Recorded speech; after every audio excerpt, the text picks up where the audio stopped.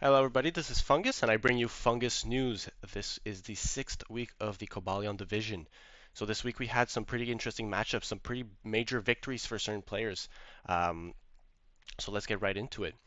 So first off, we have the um, Virginia Verbravas versus the London Vespiquens. The Virginia Verbravas obviously coached by Jeremy, and the London Vespiquens coached by Jake. Both have had a pretty rough season, only having one win so far. Um, London Vespiquens only getting that win due to a disqualification as well, so they were really looking forward to getting their first win. They're also using their new team this week, so they're trying to see if their changes would actually bear fruit, and it seems like it did, as they would go on to win against the Virginia Verbravas. Now, both started off with some of their best Pokemon. Um, the Virginia Verbravas started off with their Pelipper, while the London Vespiquens started off with their Ho-Oh. Immediately, the Verbravas smelled that the Vespiquens might have something up their sleeve, and they absolutely did. They decided this week to run a special Ho with Thunder, so they were able to dodge the Thunder. However, Primarina took over 50% from said Thunder. So a special Ho that is meant to take advantage of the opponent's terrain. Very, very smart bring by the London Vespiquens this week. This would actually deal some big damage, and and forcing the Arcalodon to come in was actually able to do some big damage to the incoming Slowking and also the Virizion. However, Virizion was Terra Fairy, so even though the Arcalodon went for a Draco Meteor, it was unable to do any more damage, and the Virizion was actually able to start sending them some Calm Minds. This would actually end up in the demise of the Iron Treads, who was switching in. A very bizarre play from the Virginia Verbavas, as obviously an Aura Sphere just completely demolished it. Afterwards, the Pelipper came in, and again, I think it's a very bizarre play that decided to do this, as Pelipper is a very important part of their team. And because of this, the Virizion was able to just set up an extra Calm Mind and Giga Drain the Pelipper, and Pelipper was dead. Now, the Virginia Verbavas have one of their best ways to win, Pelipper dead, and also their Iron Treads. So already the London Vespiquens are off to a great start. Chen Pao is finally able to scare off the Virizion, as it was Focus Sash. It was unable to pick up the kill on Virizion, but it was able to scare it out the next turn, and was able to do some big damage with an Acrobatics on Ho-Oh. I'd say decent enough bring, because it did around 45% to a very bulky Pokemon. Um, this would, however, scare out the Ho-Oh would scare out the Chen Pao, bringing in Arcalodon. However, Arcalodon was able to two-shot the Slowking with a Dark Pulse. Samurott came in and decided to set up some spikes with its Ceaseless Edge, which would actually become important because of the Chen Pao. Now, Chen Pao cannot come in um, unless the Vibrava is able to remove the spikes. However, they don't have any defoggers anymore, or any form of hazard removal, since both of their hazard removers are dead. So the Samurai was actually able to kill off the Arcalodon um, with a Sacred Sword. Now the Annihilate does come in and does scare out the Samurott, so it does go for a flip turn. Virizion comes back in and is able to break the Annihilate substitute. Um, However, in the process, it does go down, meaning that it's now a 4 versus 3. However, even though the Vespiquens are one Pokemon up, they are very much in the lead. And even though Ho comes in and actually misses a Hurricane, which was potentially a um, very big miss, the Terapagos just comes in, obviously is immune to the Rage Fist, and is able to deal enough damage to two-shot the Annihilate.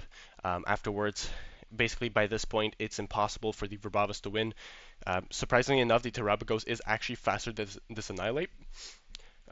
So it is able to outspeed it, and it would be able to kill it with another Dazzling Gleam. However, the Vibravas switch out into Chen Pao, sacking it off, but the incoming Primarina does not take a Terra Sandstorm very well, so it dies as well, and the Annihilate also dies to the Dazzling Gleam. So this would mean that the London Vespiquens actually win this matchup, their first true win of the season. So good on them.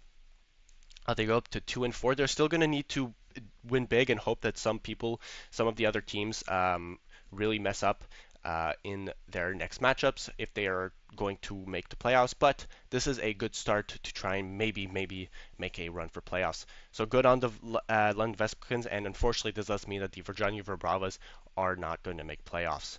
They're going to have to hope to make playoffs the next season.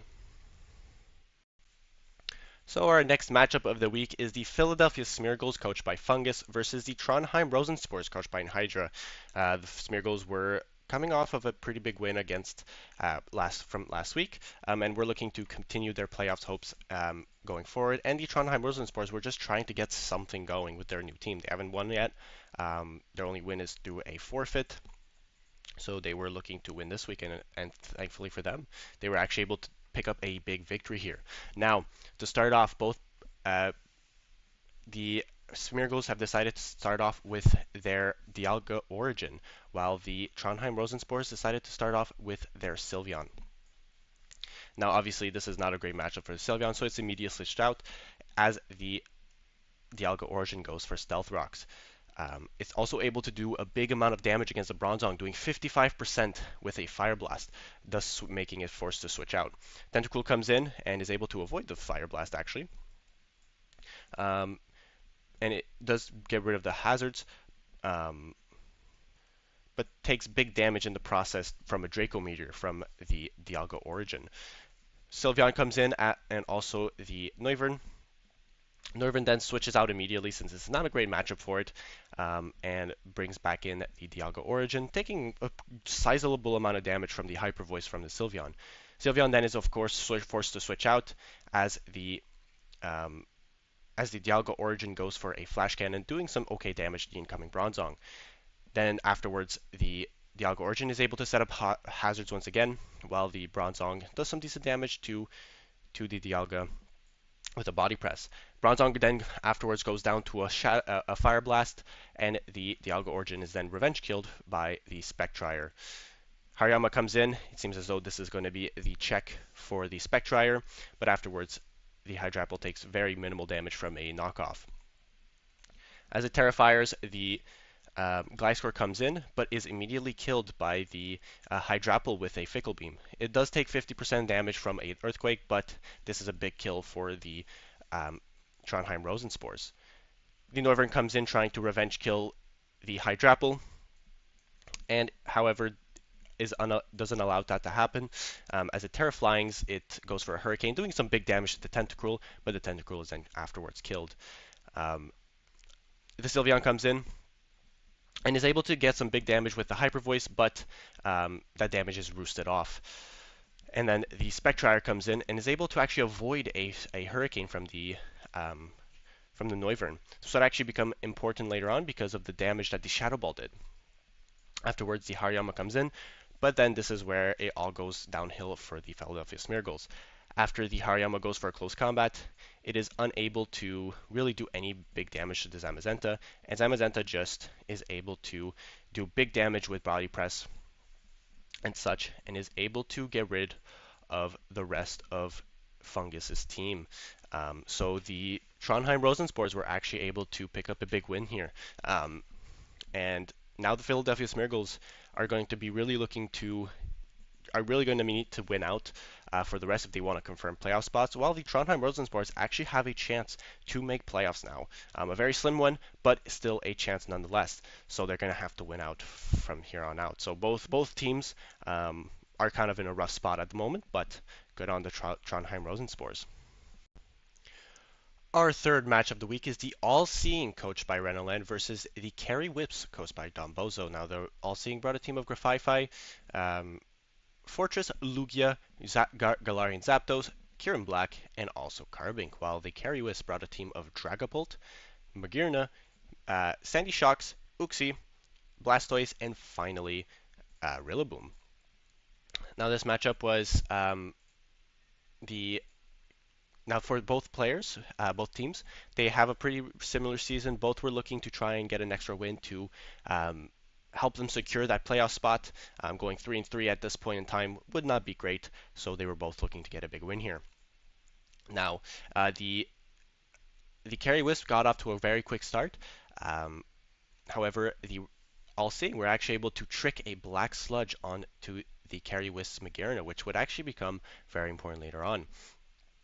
Now, the Sandy Shocks was able to kill off the Grafaifi, however, it was toxic before dying. so it will be consistently on a timer. It was also able to kill off the Carbink, but the Carbink was also able to get off some Stealth Rocks. Now, the obviously the Curious have got off to a great start, killing off two Pokemon, but at the same time, those two Pokemon are not the biggest threats. They're mostly there to just set up some later bigger threats. Now, Kirim does come in and is able to scare off the uh, Sandy Shocks, but also switches out itself into Fortress as the Magearna comes in. Now they both once again switch out. The Blastoise coming in against the Kirim Black, so lots of switches here, and the Blastoise takes massive amounts of damage um, from a freeze dry as it goes for Roar. Now it does get killed off by the Zapdos, the Galarian Zapdos with a Thunder Kick, and then the Zapdos is scared out by the Dragapult. That goes for Will-O-Wisp, so it would have been a very big, would have been huge if it was able to get that Will-O-Wisp off, but the Fortress is able to absorb it. Fortress is then able to set up 3 layers of spikes, so even though the All-Seeing are down one Pokemon, at the end of the day they have rocks and spikes up at the moment. However, the Rillaboom, who is a bulk up set, is able to set up a bulk up, which could end up being very scary for the All-Seeing. But the Kirim is able to break the sub and able to scare out the Rillaboom.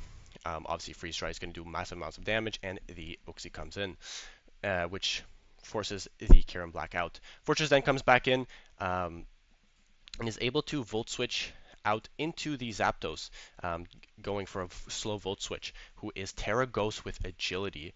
And this is looking very scary for the Cariwis. They have a lot of hazards on their field, so things are not going to be able to take as many of hits as usual. And the Magearna is able to crit the Zapdos, but this does not matter as the Zapdos is able to pick up a kill on Uxie, is able to pick up a kill on the Rillaboom, is able to pick up a kill on the Dragapult. Is actually slower than the Sandy Shocks, which was surprising, even if it was at time 2 speed. But everything else dies. The only thing that didn't die to the Zapdos was the Magearna. So the Zapdos was able to pick up 5 kills here, is able to pick up that sweep, and it's a big win for the All-Seeing, who are looking very good to make playoffs at the moment. So on to the next match. Our fourth match of the week is the Santa Maria Absols coached by Felix versus the legendary Landorus coached by Cake. Now, Santa Maria Absols have been getting one win, one loss, one win, one loss throughout the season. I mean, if the pattern continues, they're going to lose this week. And the legendary Landorus have so far been one of our top teams, only losing once throughout the entire season. So they're looking very good for playoffs now.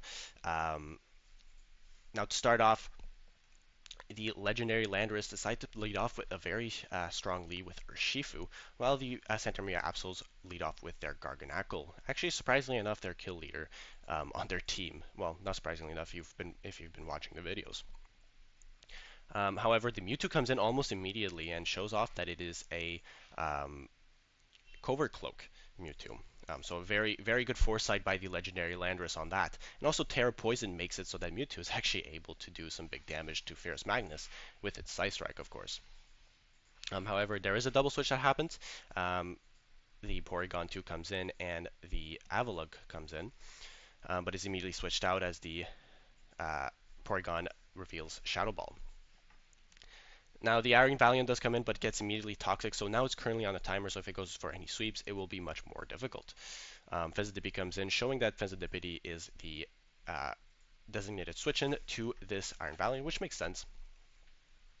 And Iron Valiant, of course, switches out. Then we have the matchup between the Mewtwo and the Garganacl, which then leads to the matchup between Mewtwo and the Alomomola. However, the Mewtwo is able to do 40%, and after a Nasty Plot is able to kill off the Alomomola, so that's a very good start for the legendary Landorus. Afterwards, the Iron Valiant comes in, which surprisingly enough scares off the Mewtwo, but most likely this Iron Valiant is Choice Scarf, which is why the Absols brought it in so boldly. After going for a knockoff on the Fezandipiti, removing its Payapa Berry, which I'm not even sure what that does, to be honest. It's then forced to switch out into Fierce Magnus, which then leads to Mewtwo. So that's kind of the idea here, is that Fierce Magnus comes in, Mewtwo comes in. So Lunala comes in, however, on I think a double switch. Yeah, a double switch, and is uh, then switched on by Quagsire, which actually immediately switches out into Urshifu, which both of them take around 50% from a Moongeist Beam. But of course, Urshifu is able to scare out the Lunala, is going to be able to kill it um, with a Wicked Blow. Doing some okay, only 27% to Fierce Magnus, just showing how bulky Garganacl is. Mewtwo, of course, then switches back in. Obviously, is always going to be switching back in, um, and is able to do is just recovers off the damage. Quagsire then comes in on the Thunder Wave from the Porygon, so Porygon does show off that it has Thunder Wave, and once again goes for Stealth Rocks here, so is able to set up rocks.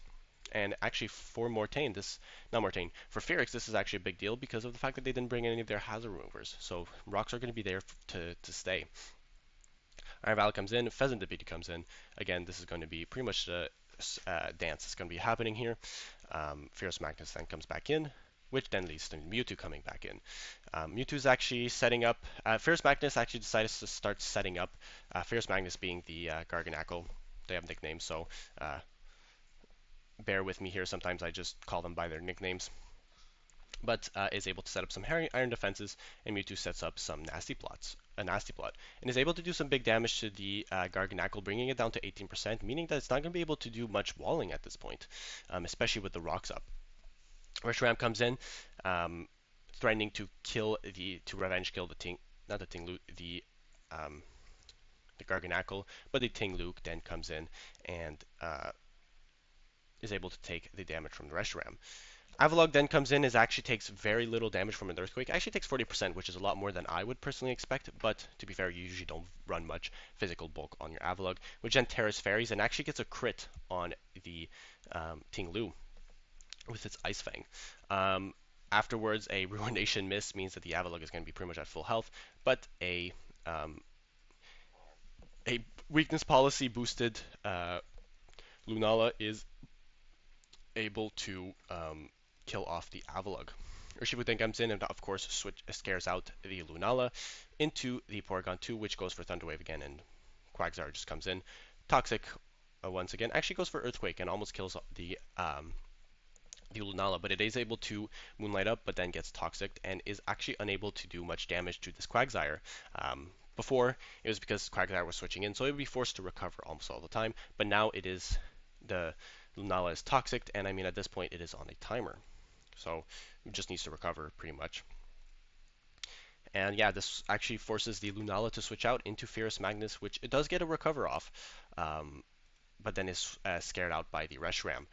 Porygon comes in on the Dragon Pulse, which takes very little damage, but is then once again switched on by Quagsire, who goes for a Earthquake, which does some decent damage to Fierce Magnus, the Garganacl, and then once again Reshiram. Basically, this is a new song and dance where Reshiram comes in on the Garganacl and the Quagsire comes in on Porygon. So it's pretty much just a battle of switches. At this point, it is turn 52, so it's a very long battle. Pretty good one too, I would say. But the Porygon goes down to a Blue Flare, and the Iron Valiant comes in, but once again, Pheasant just switches in pretty simply.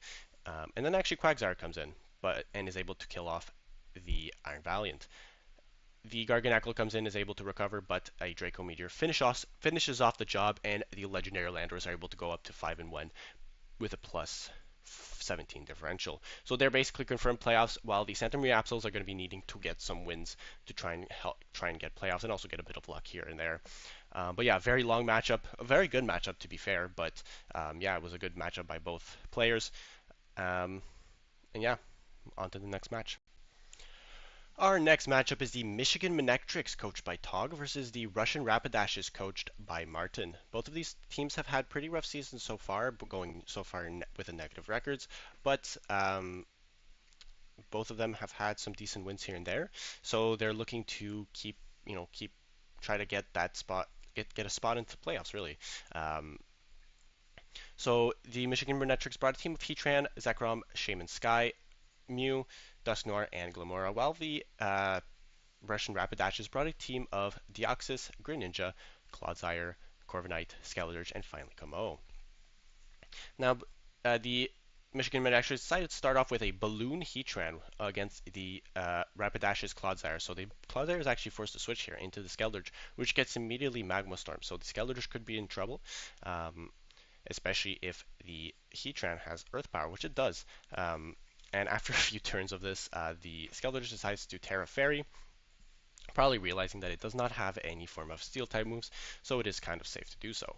Then it switches out into the Komoa, which almost scares out the Heatran, but it does go for a Scale Shot, and the Heatran goes for a Will-O-Wisp, which unfortunately the Komoa avoids. Dusknoir comes in on the close combat, which scares out the Komoa into the Clodsire, and Clodsire is able to kind of recover off the damage that it took from that. Corviknight comes in to defog away the Stealth Rocks, and then Heatran comes in. Once again, the Clodsire comes in, now being able to threaten out the Heatran as the balloon has popped, and Clodsire is unable to do any damage with the Earthquake, but is able to break the Shaman substitute with a Poison Jab, revealing the Poison Jab, which makes sense considering Shaman is a pretty massive threat.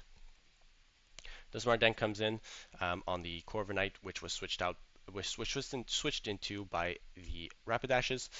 A Poltergeist does very little damage, and the Corviknight is just able to roost off any damage it took, and also is able to get rid of the Stealth Rocks that the Michigan Minetrix have set up.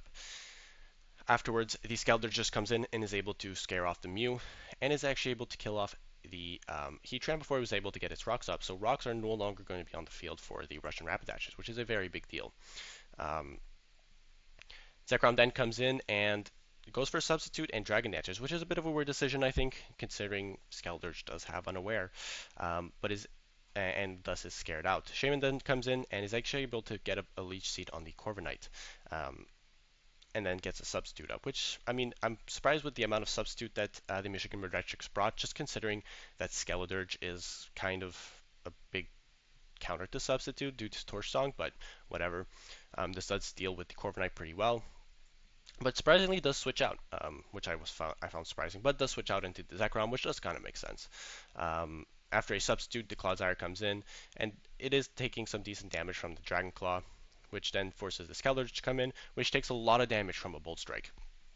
So the Zekrom is actually able to get some pretty good value here, and is able to kill off the Clodsire after a few Dragon Claws.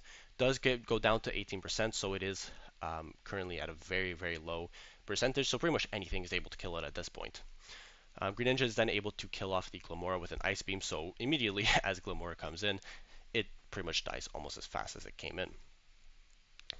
Mew then comes in and does scare out the Greninja surprisingly enough, and is starting to set up some agilities and also some Calm Minds, but the Skeledirge kind of just shrugs it off and is able to kill the Mew. So at this point it is 3 versus 5, so the Michigan Minetrix are very much in trouble. Shaman does try to get some damage on the Corviknight, but is unable to do much, and does die to the Corviknight, and then Greninja comes in and is able to Dark Pulse away the Dusknoir and the incoming Zekrom. Once again, the Zekrom is the last Pokemon alive. But anyways, so the Rapidashes are able to win their Week 6 matchup. It was a very long matchup as well, going all the way to 51 turns. But a lot of it was spent with Heatran sitting on the field and just dealing damage to that Skeledirge. So, but yeah, it was a well played match by the Rapidashers, very good preparation, and the Michigan Minetrix at this point are confirmed to not make playoffs, unfortunately. So that sucks for them. They'll have to try and make playoffs next time. But yeah, good for the Russian Rapidashers. They keep their chance at making playoffs going forward. So good on them. I think the next is the last match. So our final matchup of the week, and my match of the week, is the Ellesmere Eternals, coached by Kung Fu Panda, versus the Defenders of Stoliwrath, coached by Staniel. Now, the Ellesmere Eternals brought a team of Landorus Incarnate, Zacian, Keldeo, Darkrai, Metagross, and finally Dragalge, while the Stali brought a team of Giratina Origin, Ursaluna, Zamazenta Crowned, Milotic, Ultras, and finally Overquill. Now, the each player started off with some of their so the Ellesmere Eternals started off with their Landorus, while the Staliras started off with their Overquill. So obviously the Staliras were forced to switch out um, into their Giratina Origin, which is able to, of course, take a new U-turn pretty well. The Darkrai does come in, but this does kind of bring in these Amazon to Crown pretty much for free. But actually, surprisingly enough, the Darkrai is Choppleberry, which means that it's able to take that body press very, very well, and is able to burn the Zamazenta Crown with a Will-O-Wisp. Dragaldi Gen comes in and takes very little damage from, actually doesn't take any damage. The Zamazenta Crown went for a Iron Defense, but then it's forced to switch out almost immediately into Milotic, and Zacian actually comes in as well from a flip turn. After Zacian goes for a Swords Dance, it's able to pretty much nuke the Milotic completely dead with a Wild Charge. Then the Zacian is killed by the Overquill with a Barb Barrage, and then the Darkrai is able to revenge kill the Overquill with a Dark Pulse. Zamazenta Crown comes in, but this obviously brings in the Dragology pretty much for free, but a very, very good double switch from the Staliras bringing in their Ursaluna against the Dragology and going for Facade, which is able to do big damage on the incoming Metagross. And then a Crunch finally finishes off. Unfortunately, the Solid Blast make a big mistake here. Instead of going for Facade here, which would have killed the Keldeo, they go for Earthquake. Now, of course, it is possible that they didn't go for Facade because of the fact that the Keldeo was Terra Ghost, and we do have Terra type preview. But this was a big mistake because obviously the Keldeo would have died if it weren't for the Terra, if it weren't for the Solid going for Earthquake here. And this would actually lead to the Giratina Origin also taking some big damage from the Terra Ghost. And actually, for some reason, the Staliras decided to go for Aura Spear this time. So they decided to not get the kill with Facade and then risk going for Aura Sphere here, which felt like a very bizarre decision. But this would end up with the Giratina Origin dying, and afterwards the Moltres taking big damage from a Surf, leaving it at 2%.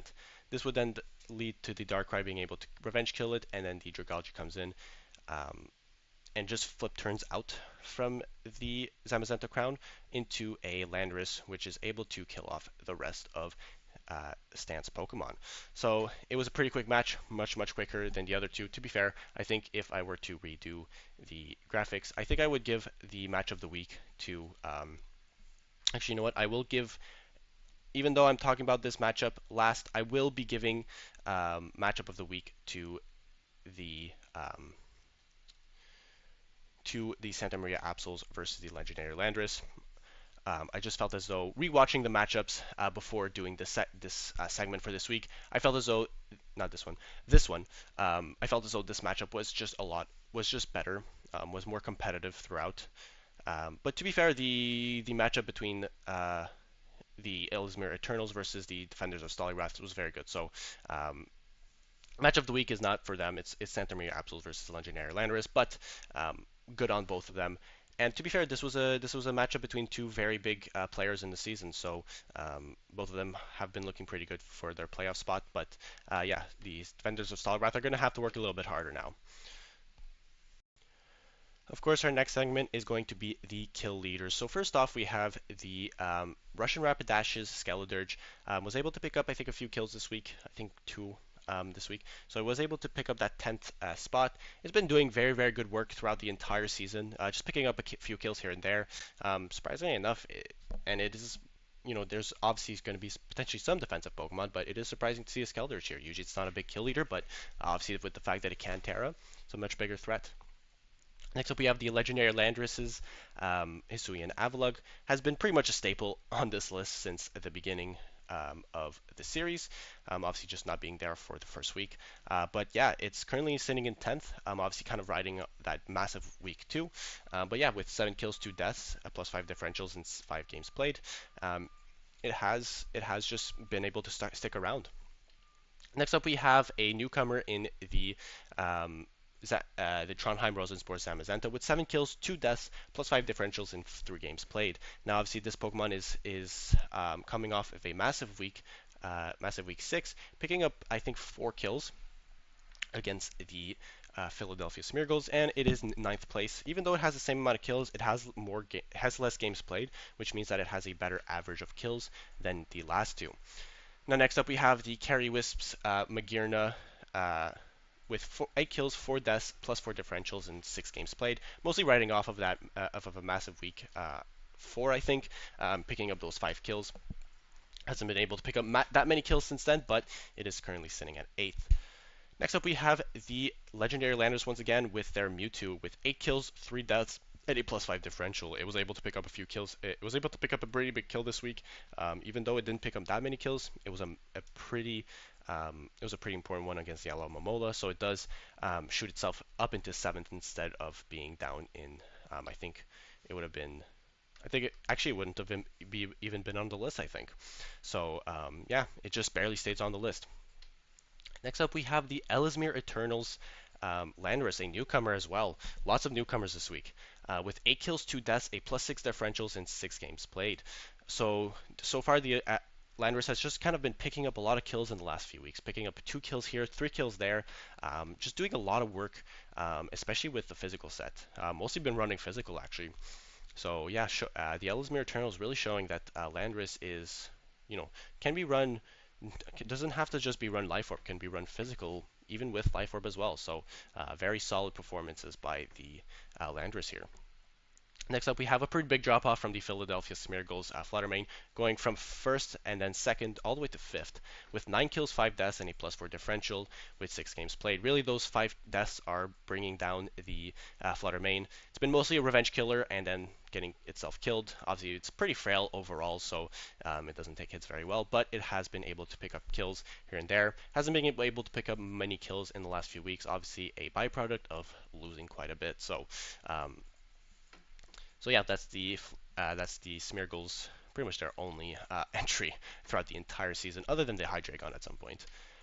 Next up, we have the All-Seeings Lugia, obviously in fourth place because of that massive week 6, I think, or no, weeks 5, picking up those 5 kills. And it was in first, but it does drop 3 spots, so it does show that a lot of Pokemon have been able to pick up a lot of kills.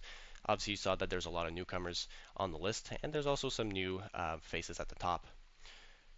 One of them is definitely not the Santa Maria Absols, Garganacl. They've been pretty much consistent throughout the entire season. Um, Pretty much always been in the top 5 with 9 kills, 3 deaths, and a plus 6 differential, picking up 1 kill, I think 1 kill this week. Maybe even 2 actually. I think it might have been 2. No, it was just 1. But yeah, super consistent so far throughout the season, and I mean, it's Garganacl. It's been consistent throughout the entire season, and the fact that the defensive Pokemon is up this high maybe shows that this thing should not be allowed to Terra. It's just quite good as a Terra user.